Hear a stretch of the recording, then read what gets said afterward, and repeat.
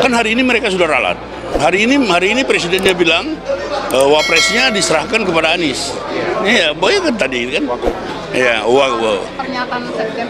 Oleh karena itu bagi saya ini kan sebagai bentuk reaksi betapa Nasdem sebenarnya ingin memberikan catatan kritis kalaupun toh PKS tertarik mengusung Anies Baswedan, mainnya itu jangan terlampau di awal karena sangat gampang dibaca kemauan politiknya. Karena kalau posisi wakil gubernur sudah dikunci oleh PKS, partai seperti PKB ataupun Nasdem bahkan PDIP yang tertarik dengan Anies dapat apa judulnya?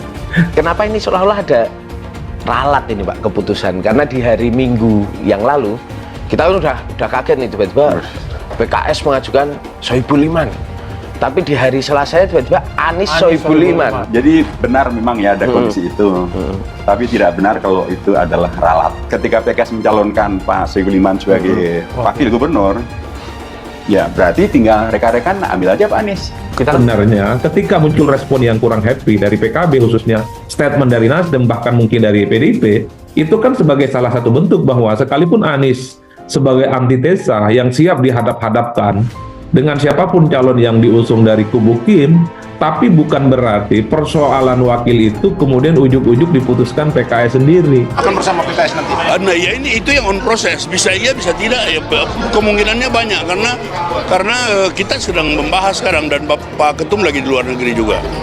Nasdem juga bereaksi. Bestari Barus kalau tidak salah mengatakan, wah kalau wakilnya juga dari PKS, yang lain mau deket Anies dapat apa dong? Karena selama ini memang wajah Anies itu wajah PKS. Apapun judulnya Anies ya PKS, PKS adalah Anies. Itu kan yang sinonim selalu dilekatkan pada kedua sosok ini. Pak Surya Paloh, saya dan Pak Surya Paloh hari Jumat kemarin ketemu presidennya datang di sini. Bicara macam-macam, bicara tentang hal-hal nasional, bicara beberapa juga kita singgung Pilkada DKI, kita singgung Pilkada Jawa Barat, biasa aja. PKS sering kok ke sini. Minggu lalu mereka datang di sini, Jumat minggu lalu.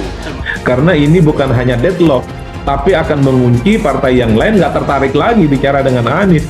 Jadi seperti PKB sekalipun itu belum final sikap politiknya. Jangan kira bahwa ketika PKB mengusung Anies Baswedan seakan-akan PKB tidak punya intensi yang lain.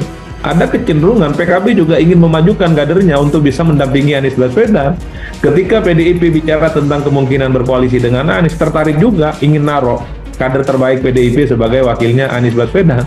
Ini yang saya kira adalah bahwa kejutan yang tidak ada kejutan apapun. Wajar kalau kemudian ketika proposal politik PKS ini soal duet Anies dan Sohibul Iman ini bisa memancing keretakan soal kemungkinan partai-partai yang selama ini ingin mengusung Anies Baswedan, mereka berhitung untuk bikin poros politik sendiri. Kita kan juga mendengar informasinya bahwa kemarin juga PKS sempat mau ditarik-tarik oleh Koalisi Indonesia Maju dengan tawarannya adalah kursi menteri. Kalau memang informasi itu memang betul gitu, apa yang melatar belakangi PKS akhirnya tetap ya tidak mengusung calonnya KIM nanti di Jakarta, melainkan tetap Anies? Apakah memang ini adalah tawaran yang betul-betul untuk memberi manfaat bagi PKS atau malah menjadi jebakan bagi PKS? Adalah semacam proposal politik yang cukup intimidatif kepada Anies khususnya untuk menguji sejauh mana keseriusan Anies memperjuangkan aspirasi dan keinginan PKS.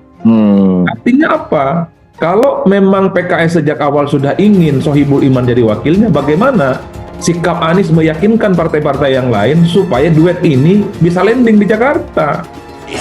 Koalisi dengan PKS dan PKB kita akan terus berusaha untuk mempertahankan koalisi 01 itu dimanapun kita berada. Kita akan berusaha, tapi kita terbuka terhadap yang lain. Di Jawa Barat, insya Allah kita juga berkoalisi dengan PKS dan PKB. Itu artinya apa? Hati-hati juga plot twist yang dimainkan oleh PKS. Dalih-dalih sebenarnya ingin memperkuat Anies maju di Jakarta, tapi kalau kemudian dikunci wakilnya harus dari PKS, jangan-jangan yang tertarik mengusung Anies Baswedan ujung-ujungnya hanyalah PKS, dan itu nggak cukup, Bang. Jadi kita dalam, kalau Jawa Barat kan kita lebih cepat dari mereka.